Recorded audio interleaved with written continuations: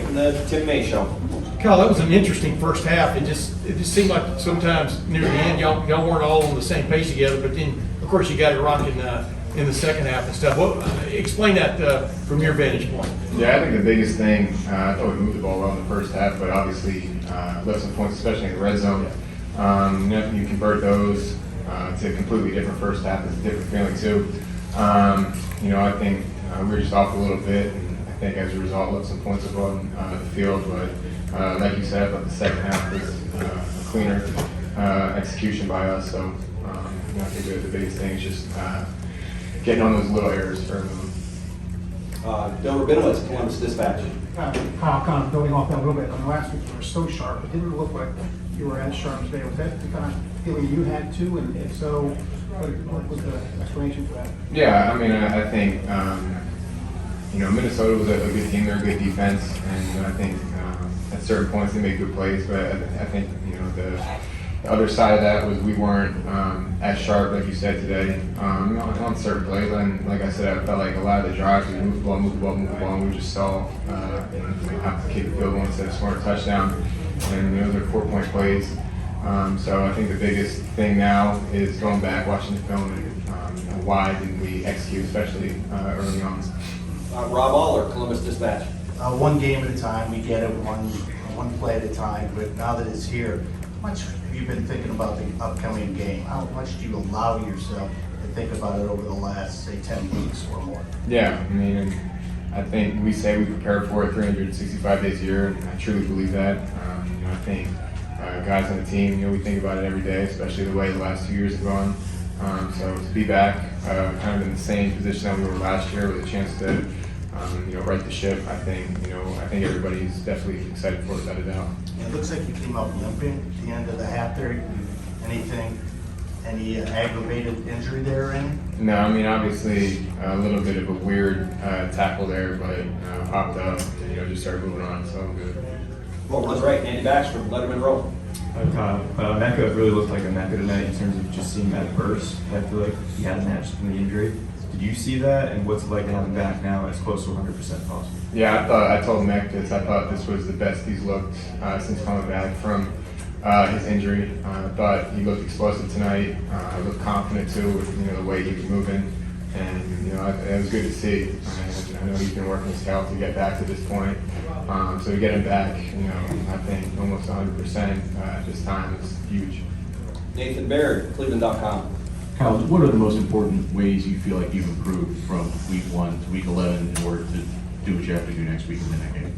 Yeah, I think every area, honestly. I think the biggest thing would just be that confidence level, having confidence in myself and my teammates around me. I think that was the biggest thing going back and watching that film from week 1. I would say, just a little bit of uncertainty. I think you can get as many practice reps as you want, but nothing is quite like those game reps. So I think every week just been getting more confident, more comfortable in there, and I feel like we're starting to get this thing rolling. Cameron T. Robinson, The Athletic. You mentioned Mecca getting back to his form, Trace getting going. You now have kind of all the pieces we thought you might have all year. Is this offense reaching the potential, starting to reach the potential you thought it might have in the early analysis? Yeah, I mean, I think this is kind of what I've been talking about all year. I feel like we've been making strides in the right direction, and especially early on in the year, I think there were times where everything was clicking and we looked really good. And I think now we're starting to be more consistent, which is big.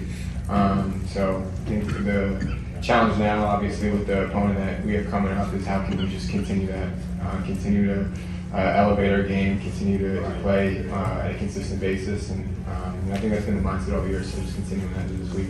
Lori Schmidt, Columbus Dispatch. How are you feeling physically? Good, yeah, I think at this point, week 11, I don't know if there's anybody on that field that's 100%, but I think the O-line has done a really good job of keeping me upright, and I feel good. I think the biggest thing is just making sure that you're doing everything you can during the week to get your body to top shape to go out there on Saturday. Stephen Means, Cleveland.com. You mentioned the losses the last 2 years of Michigan. Your role in this rivalry is very different this year than what it's been in the last 2 years, having to just watch it from the sideline.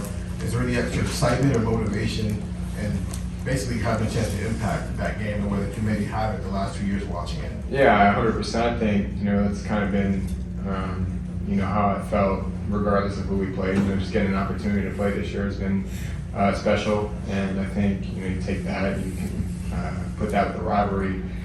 You can't draw it any better than that. And so to be 11-0 right now and exactly where we want to be, this is kind of the way everybody in the Woody envisioned the season going to get to this point. That's what you work for. Got time for two more. Over here to the left, Joe Nugent, WCMH. Another big game for Trayon Henderson. What does he look like from your vantage point? Yeah, I think like you said, another big game from him, and we needed it. I think there were times today where they sat in a too high shell and tried to take away the pass, especially Marvin.